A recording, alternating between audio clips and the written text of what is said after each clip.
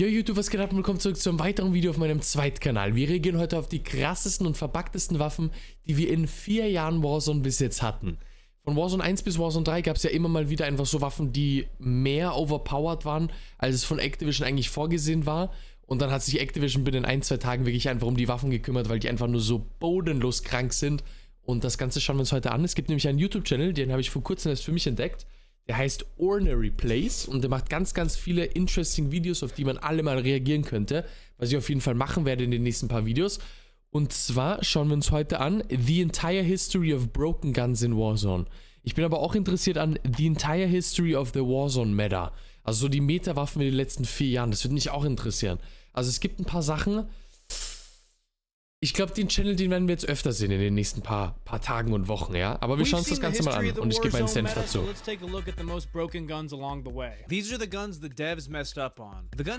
Boah, könnt ihr euch an die erinnern? An die an die Famas mit dem Shotgun-Aufsatz. Die war, glaube ich, bis irgendwie 40 Meter war die One-Shot. Und das war auch eine Waffe, die war wirklich für 24 Stunden gab es die und wurde sowas von super schnell von Activision direkt wieder genervt und rausgenommen. Und da merkst du wirklich, die Kacke ist an Dampfen. Die haben wirklich was Riesiges falsch gemacht, wenn das binnen 24 Stunden einfach genervt wird, weil man das von Activision gar nicht kannte und noch immer nicht kennt. Bei denen dauert das ja immer 1 bis 3 Werkwochen, bis da endlich was gegen OP-Waffen gemacht wird, aber das war halt wirklich super schnell weg. Aber God bless, das war viel zu OP. Okay.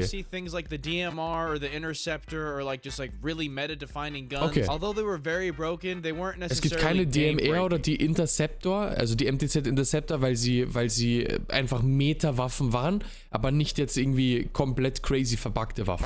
Und wir sehen jetzt halt nur die crazy verpackten Waffen.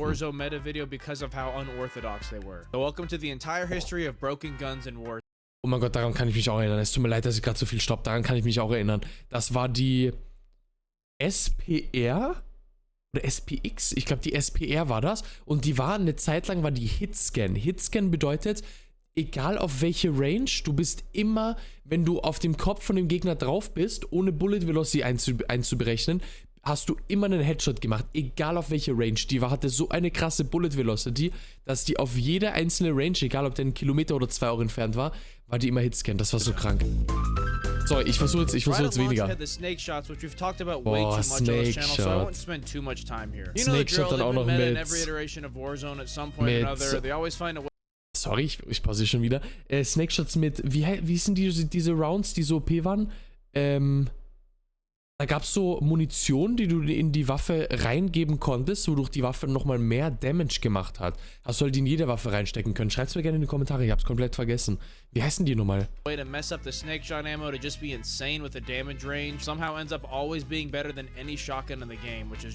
war bodenlos. Also das war wirklich bodenlos. Das war so krass.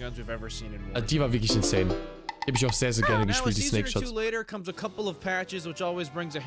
euch das an, schau euch das an. Schau euch das an. Das ist so dumm. Das ist so dumm, einfach One-Shot auf jede Range. Ja, jetzt gerade nicht gewesen, aber es ist trotzdem krank. What the fuck?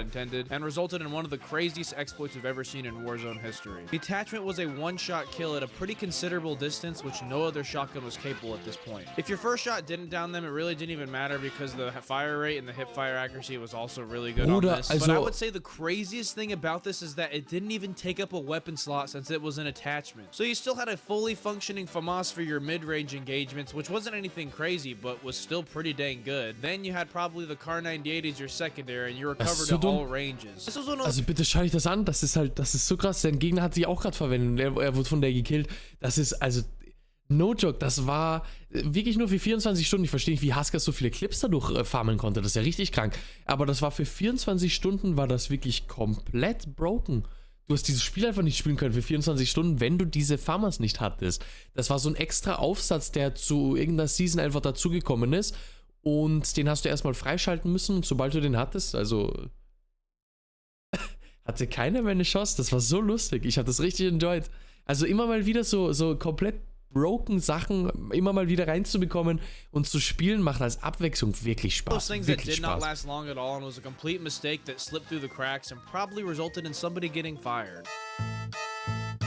New season means new guns and in season 6 die Eiswahl.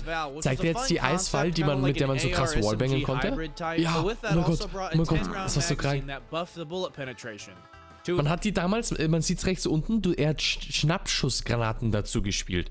Man hat Schnappschussgranaten auf ein Haus gemacht und dann versucht, das Haus zu wallbangen, wo der Gegner ist und hat richtig oft so den Kill bekommen. Das war insane. Ich glaube, das zeigt er ja. Ja, das zeigt er jetzt, oder? Ja, komplett. Schau dich das an. Das ist so dumm. Das ist so dumm. Du musst alles damit wallbangen können. Alles, schau dich das an. But with this, I absolutely have no idea how it made it to live. How did it even make it to live servers? Nobody knows, man. When an Das ist so attachment dumm, ja. specifically says that it increases the bullet penetration, does that mean you should probably monitor by how much? I'm almost convinced this gun also like got stronger the more walls you were shooting through. I'm not even joking. There were also some absolute sick troglodytes who would run this with an M4 underbarrel like snapshot grenade launcher, which I didn't even know existed until this point. And if you shot this underbarrel outside a building, it would ping everybody inside, and then you just switch to the AS-Val and lace every single person with these. You were seriously never safe no matter what. What I liked about how they handled the nerf was they got rid of the bullet penetration buff that still made it a really viable gun, which is always fun to see because it ended up being like a pretty fun gun to use after this nerf. Also, a quick side note, while this gun existed during multiplayer, it was actually unplayable. Das meine ich. Also bitte schau ich das an. Du, es ist egal wie viele, ich fand den Clip davor fand ich sogar noch krasser. Den hier finde ich komplett krank.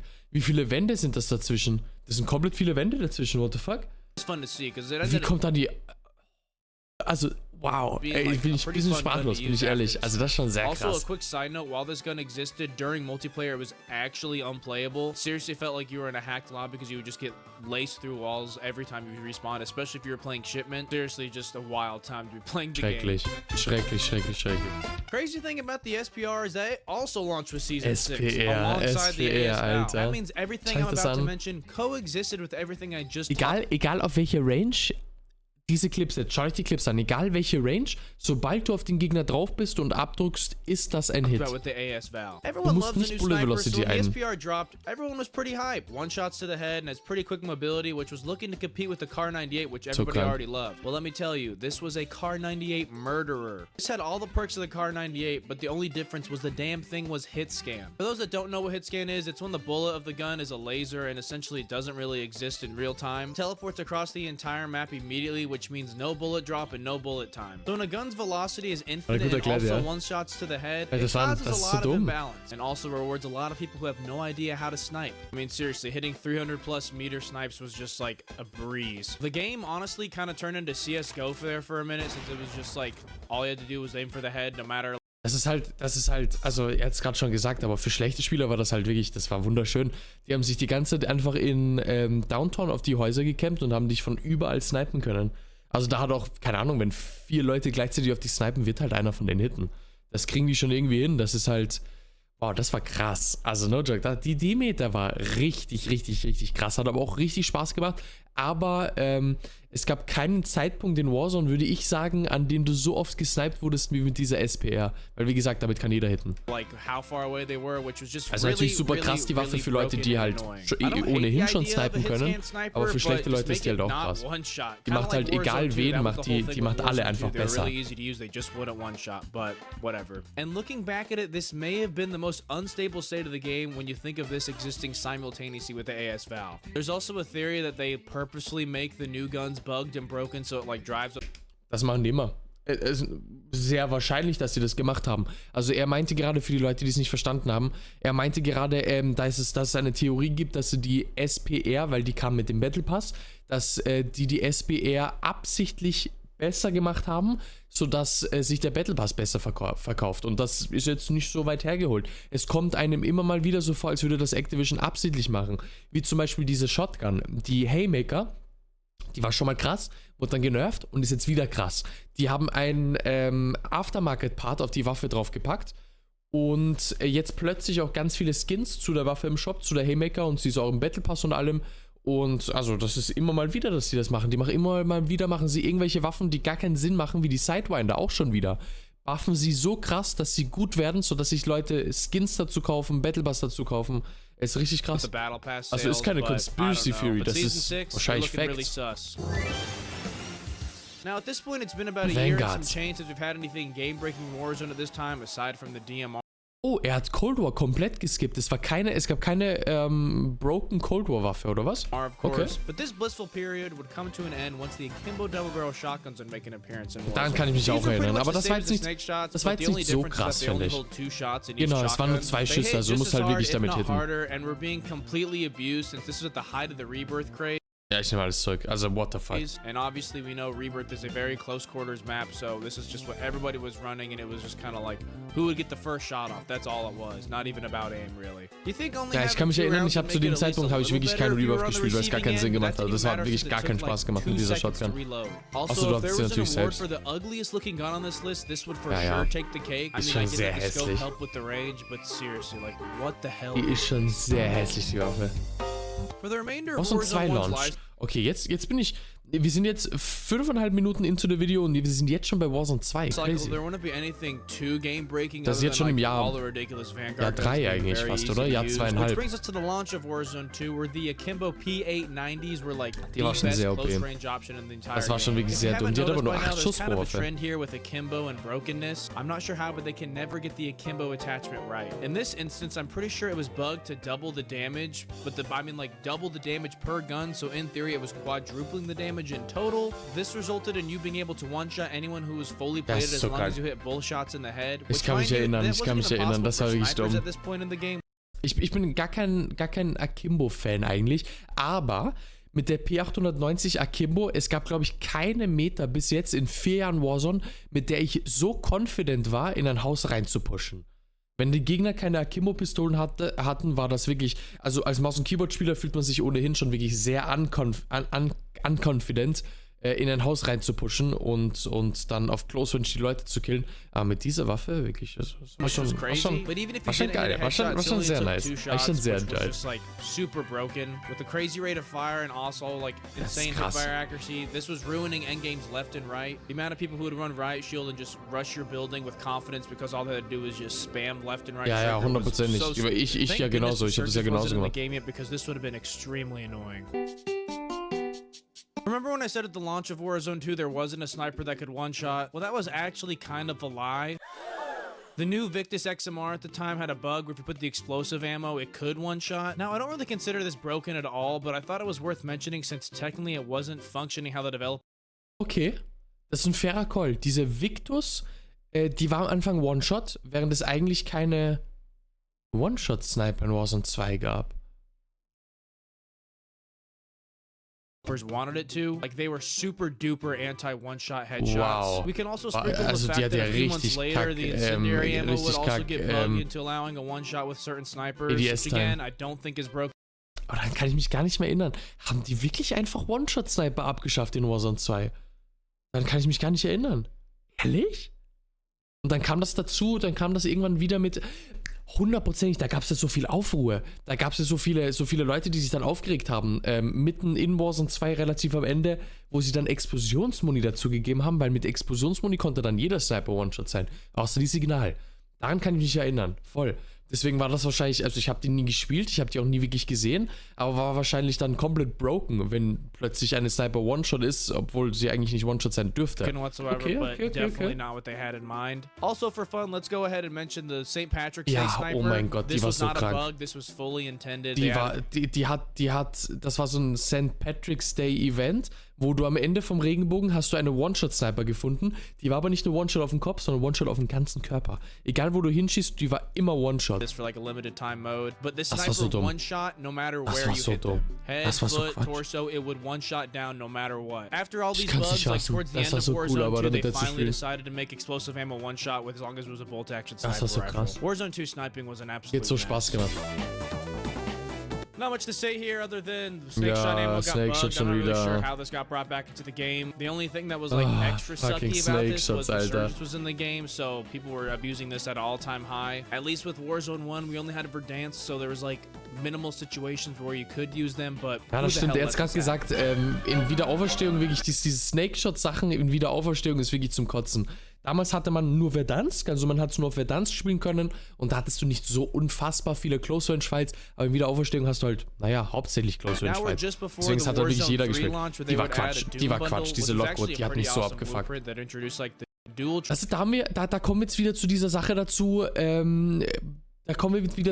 dazu, dass Activision vieles für Geld macht. Weil diese Lockwood, die war noch nie krass und dann plötzlich kam das Doom-Bundle dazu und plötzlich war die Waffe komplett out of nowhere, war sie einfach broken, einfach so. Keiner weiß, wie das passiert ist, aber plötzlich ist sie broken. Und dieses Doom-Bundle hat sich wirklich, also ich würde ehrlich gerne wissen, wie viel Geld die daran verdient haben. Weil dieses Doom-Bundle, es kam einem so vor, man weiß nicht hundertprozentig, aber ich bin mir 100% sicher, dieses Doom-Bundle hat mehr Damage gemacht. The dual trigger would fire both shells at once and resulted in a one-shot down, but also like up to 15 meters. Of all the guns on this list, minus the one-shot sniper explosive ammo in Warzone 2, I think this is like the one I could tolerate the most. I don't really mind this shotgun being a one-shot since you had to reload between shots, so if you missed your first shot, you were probably gonna die. The only like really game-breaking aspect of it was the range was just super ridiculous. Don't get me wrong, it was still. Das einzige Problem ist halt einfach, wenn du in einem 1 gegen 1 gegen die Shotgun bist. Wenn du Teammates hast oder du die Shotgun hast und vor dir 4 Leute stehen, kannst du nichts machen. Also so krass broken war die an sich nicht. Außer du hast halt wirklich deine 1v1s einfach isolieren können. Dann schon. Dann gar keine Chance. So I'm definitely not saying it should have stayed in the game. I'm just saying if a shotgun's gonna one-shot, this is the way to do it. Pretty much swing for the fences. If you miss, you're gonna die. If you hit your shot, great. Now we're at the launch of Warzone 3, where all the patches, nerfs, and buffs, and like new guns being implemented resulted in the Lockwood getting reverted back to the one-shot crazy range that we were just talking about. And the tier pistol, which was Modern Warfare 3's revolver, had its snake shot ammo bug to one-shot at crazy range. Will der mir wirklich gerade sagen, wir hatten eine Snake Shot, hatten wir in Warzone 1, wir hatten Snake Shot in Warzone 2 und in Warzone 3 auch? Ich dachte, wir hatten 2, nur wir hatten 3 Snake Shots, die OP waren. What the fuck? Und die Lockwood war in Warzone 3 am Anfang auch OP, oder was? Geil. I mean, no, it was just like super stupid. I have no idea how this makes it back to the game, especially when it was just in the game like last month. Even with all that had happened leading up to this, you think they would learn a thing or two about balancing shotguns. That obviously just doesn't seem like a priority to them. The only saving grace about this was that they were both vaulted out of the game entirely only a few days after launch, so it didn't last long whatsoever. However, I do think it's worth mentioning that in Season 1 Reloaded, they did bring back the dual trigger for the Lockwood 300, and they said it was fixed, but it just wasn't. Literally the exact same gun that it was a month prior. I don't know what they were doing in the downtime, but obviously this resulted it being vaulted again, and now I don't even think it's in the game right now, if I'm being honest. But that is the entire history of broken guns in Warzone. Please let me know if I missed anything. Like I said, I kind of wanted to keep this like specifically to like bugs or exploits that like were not intended by the developers. Na gut, also mich hat das Video wirklich super interessiert. Wenn es bei euch auch der Fall ist, schreibt es mir gerne in die Kommentare und schreibt mir gerne in die Kommentare, welches davon euer Favorite war. Ich kann euch auf jeden Fall sagen, Snake Shot ganz am Anfang waren einfach super satisfying zu spielen. Also wirklich einfach wunderschön zu spielen. Ich finde, die haben richtig Spaß gemacht. Diese Snake Shots hier, die auch gar keinen Recoil hatten, sondern du hast einfach nur auf dem Gegner draufbleiben müssen und es war einfach satisfying. Es war wunderschön. Naja, gut. Gerne noch auf dem Video ein Like und ein Abo da lassen, wenn ihr es noch nicht gemacht haben solltet. Und gerne auf Twitch vorbeischauen. Zweiter Link in der Videobeschreibung. Täglich ab 12 Uhr live. Und wir sehen uns im nächsten Video. Haut rein.